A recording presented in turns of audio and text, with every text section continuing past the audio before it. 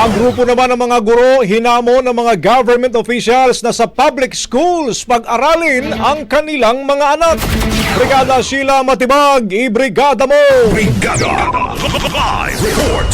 Ipinapanawagan ng Teachers Dignity Coalition o TDC ang pagkakaroon ng batas na nag-uutos sa lahat ng mga nanalong politiko mula sa mga barangay kagawad hanggang sa presidente at maging ang mga high-ranking officials na i-enroll ang kanilang anak sa mga public schools. Sa isang social media post, sinabi ni TDC National Chairperson Benjo Basas na kailangan na ang batas na ito na magre-require sa mga opisyal ng gobyernong pag-aralin ang kanilang anak sa pampublikong paaralan mula kinder hanggang grade 12. Dahil dito, dapat anyang dumalo ang mga opisyal sa PTA meeting.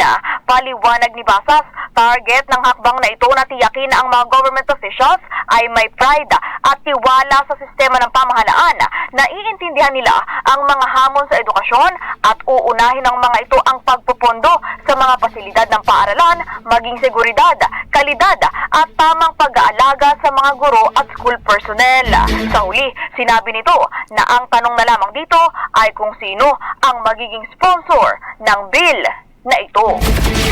In the heart of changing lives, ako si Brigada Sheila Matibag ng 105.1 Brigada News SM Manila, The Music and News Authority. Brigada Balita Nationwide sa tanghali. Ang bahaging ito ay hatid sa atin ng Mom's Love ES1 Capsule. Simulang tuparin ang pangarap ng iyong anak. And stunting now,